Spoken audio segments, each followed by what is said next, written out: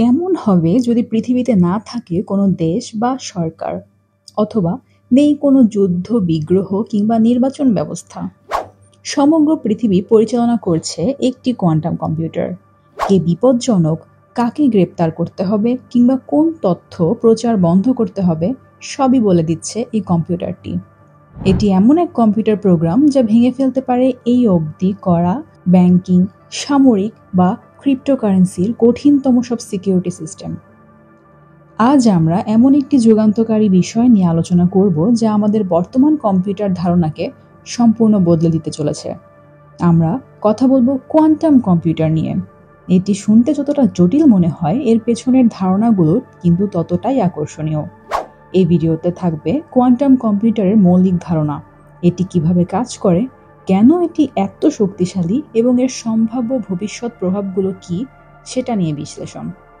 প্রথমে আমরা আমাদের দৈনন্দিন জীবনে ব্যবহৃত সাধারণ বা ক্লাসিক্যাল কম্পিউটার নিয়ে একটু জেনে নিই। ক্লাসিক্যাল কম্পিউটারের কার্যপ্রণালী একটি বাইনারি সিস্টেমে চলে। এর সমস্ত তথ্য বিট নামক ক্ষুদ্রতম এককে সংরক্ষণ করা হয়। একটি বিট একই সময় দুটি অবস্থার যে কোনো একটিতে থাকতে পারে, হয় 0 নয়তো 1। আপনি যখন আপনার ফোনে একটি ছবি দেখেন বা একটি ইমেল লেখেন, তখন এই সমস্ত ডেটা অগণিত 0 এবং 1-এর জটিল বিন্যাসে রূপান্তরিত হয়। একটি আধুনিক classical computer crore crore bit ব্যবহার করে অত্যন্ত দ্রুত গতিতে হিসাব নিকাশ করতে পারে। 0 বা 1-এর উপস্থিতির উপর ভিত্তি করে ব্যবহৃত হয় বিভিন্ন ধরনের লজিক গেট, যেমন অ্যান্ড, অর, নর, লজিক গেট ইত্যাদি। এসব লজিক গেটের মাধ্যমে ক্লাসিক্যাল কম্পিউটার বিভিন্ন গণনা সম্পন্ন করে। কিন্তু কোয়ান্টাম কম্পিউটার এই ধারণাকে সম্পূর্ণ নতুন স্তরে নিয়ে যায়। একটি বিটের পরিবর্তে কিউবিট ব্যবহার করে। একটি কিউবিট ক্লাসিক্যাল বিটের মতো কেবল 0 বা 1 অবস্থাতেই থাকে না, এটি একই সময় 0 এবং 1 উভয় অবস্থাতেই থাকতে পারে। এই বিশেষ ক্ষমতাকে বলা হয় সুপারপজিশন। এটি বোঝার জন্য ধরুন একটি মুদ্রা শূন্যে ঘুরছে। যতক্ষণ মুদ্রাটি স্থির না হচ্ছে ততক্ষণ আপনি বলতে পারবেন না সেটি হেডস নাকি টেইলস। কোয়ান্টাম কিউবিটও অনেকটা তেমনই। এটি একই সাথে হেডস এবং টেইলস, অর্থাৎ 0 এবং 1 উভয় অবস্থায় থাকতে পারে। যখন আমরা কিউবিটের অবস্থা পরিমাপ করি, তখন এটি সুনির্দিষ্টভাবে 0 বা 1-এর মধ্যে যে কোনো একটি অবস্থায় চলে আসে। এই সুপারপজিশনই কোয়ান্টাম কম্পিউটারকে অনেক বেশি তথ্য প্রক্রিয়াকরণের ক্ষমতা দেয়। কোয়ান্টাম কম্পিউটারে রয়েছে নিজস্ব লজিক গেট, যেমন উল্লেখযোগ্য হল হ্যাডারমার্ট গেট ও সিনট গেট। চলুন জানা যাক কোয়ান্টাম ফিজিক্সের বিস্ময়কর দুনিয়া নিয়ে। কোয়ান্টাম কম্পিউটারের কার্যপ্রণালী মূলত কোয়ান্টাম মেকানিক্সের দুটি মৌলিক নীতির উপর ভিত্তি করে গড়ে উঠেছে। সুপারপজিশন, এই বিষয়টি আমরা আগেই আলোচনা করেছি। একটি কিউবিট একই সময় একাধিক অবস্থায় থাকতে পারে। যত বেশি কিউবিট যুক্ত হবে, সম্ভাব্য অবস্থার সংখ্যা তত গুণ বৃদ্ধি পাবে। উদাহরণস্বরূপ, যদি আপনার কাছে একটি কিউবিট থাকে, তাহলে এটি দুটি অবস্থায় 0 বা 1 থাকতে পারে। দুটি কিউবিট 4টি সম্ভাব্য অবস্থায়, যেমন 0 0 0 1 1 0 এবং 1 1 থাকতে পারে।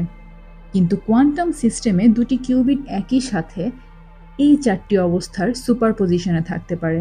ফলে অল্প কিছু কিউবিট ব্যবহার করেই বিপুল পরিমাণ তথ্য এনকোড করা সম্ভব হয়। এনট্যাঙ্গলমেন্ট, এটি কোয়ান্টাম মেকানিক্সের সবচেয়ে অদ্ভুত এবং শক্তিশালী ধারণাগুলোর মধ্যে একটি।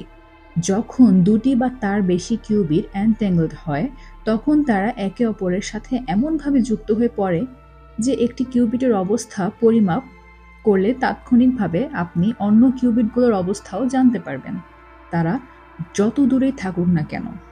এই এনট্যাঙ্গলমেন্ট কোয়ান্টাম কম্পিউটারকে এমন কিছু সমস্যার সমাধান করতে সাহায্য করে যা ক্লাসিক্যাল কম্পিউটারের পক্ষে অসম্ভব। এনট্যাঙ্গলমেন্টের কারণে কোয়ান্টাম কম্পিউটার জটিল গণনাগুলো সমান্তরালভাবে অনেক দ্রুত গতিতে সম্পন্ন করতে পারে। এই দুটি কোয়ান্টাম বৈশিষ্ট্য ব্যবহার করেই কোয়ান্টাম কম্পিউটার বিপুল পরিমাণ তথ্য একসাথে প্রক্রিয়াকরণ করতে পারে এবং জটিল গাণিতিক সমস্যার সমাধান অনেক দ্রুত করতে পারে। বন্ধুরা, কোয়ান্টাম কম্পিউটার ভবিষ্যতের একটি প্রযুক্তি যা মহাবিশ্বের মৌলিক নিয়মগুলোকে ব্যবহার করে তথ্য প্রক্রিয়াকরণের নতুন এক দিগন্ত উন্মোচন করছে। এটি এখনও গবেষণার প্রাথমিক পর্যায়ে থাকলেও এর সম্ভাবনা অসীম। আমরা এমন এক সময় বাস করছি যেখানে বিজ্ঞান ও প্রযুক্তির দ্রুত অগ্রগতি আমাদের ধারণাকেও ছাড়িয়ে যাচ্ছে। কোয়ান্টাম কম্পিউটার সেই অগ্রগতিরই একটি উজ্জ্বল উদাহরণ। আশা করি এই ভিডিওটি আপনাদের কোয়ান্টাম কম্পিউটার সম্পর্কে একটি স্পষ্ট এবং সহজবোধ্য ধারণা দিতে পেরেছে। যদি আপনাদের এই বিষয়ে আরও কিছু জানার থাকে বা কোনো প্রশ্ন থাকে তাহলে নির্দ্বিধায় নিচে কমেন্ট বক্সে জানান। আমি চেষ্টা করব উত্তর দিতে। আজকের জন্য এটুকুই।